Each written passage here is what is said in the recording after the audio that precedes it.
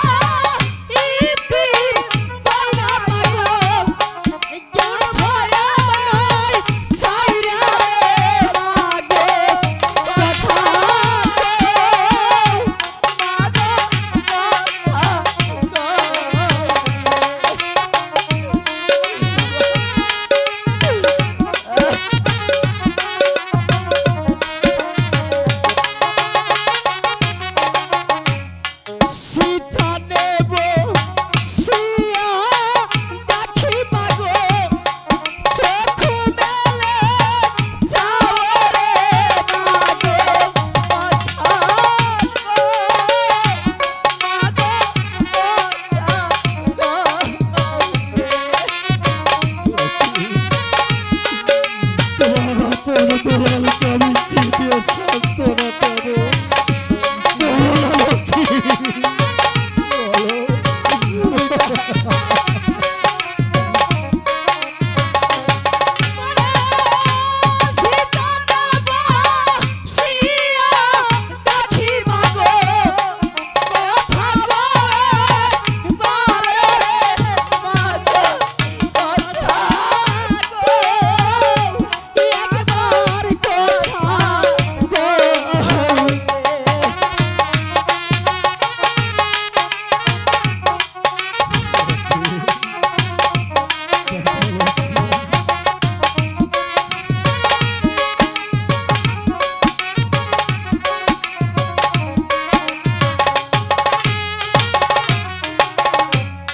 মাগো, কাকামণি, মা কেন কথা বলছে না কাকামণি? বাবা, মা কেন কথা বলছে না? যে মা আমার একটি ডাক শোনার পরে আমাকে কোলে নিয়ে আদর করে আমাকে খাইয়ে দিত, আর সেই মা আমার ডাকে সাড়া দিচ্ছে না কেন কাকামণি? ওরে আনন্দ দুলাল, আর কাঁদিস নি রে বাপ, আর কাঁদিস নি। শত কাঁদলেও তোর মার কোনোদিন ফিরে আসবে না। মহারাজ, আপনার আনন্দ দুলালের সাথে যদি আপনিও এমনি ভাবে ভেঙে পড়ুন, তাহলে এই মাতৃহারা দুটি সন্তানকে কে সান্ত্বনা দেবে? বলছি মহারাজ, আপনার আমার দুলালকে মাকে যে আমি বোঝাতে পারছি না কাকামণি।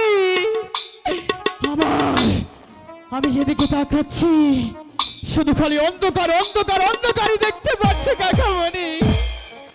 আমি কেন আমার মালিকে আমি সান্ত্বনা দিতে পারছি না কাকামণি? ওরে আনন্দ দুলাল,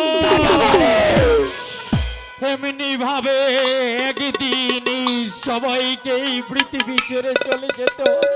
না কাকামণি, না। এটাই যে বিধির বিধান, তাই আঘাতে কষ্ট তোদেরকে সইতেই হবে। তোদের মা চলে গিয়েছে, তাতে কি হয়েছে? তোদের পিতা রয়েছে, আমি রয়েছি। সারাটি জীবন মায়ের আদর স্নেহ ভালোবাসা দিয়ে এ বুকের মাঝে আগলে রাখবো। কাকামণি, জানো আমার কেমন লাগছে কাকামণি? আমার বুকটা শুধু জ্বলছে কাকামণি। আমি কোনোভাবে আমার মাকে আমি বোঝাতে পারছি না কাকামণি। শান্ত হ বাবু, শান্ত হ। মহারাজ, আপনি আপনার দুলালকে নিয়ে কক্ষে যান। আমি দেবী রানী রাজলক্ষ্মীর মৃতদেহ সৎকারের ব্যবস্থা জ্বালায় করছি। আমার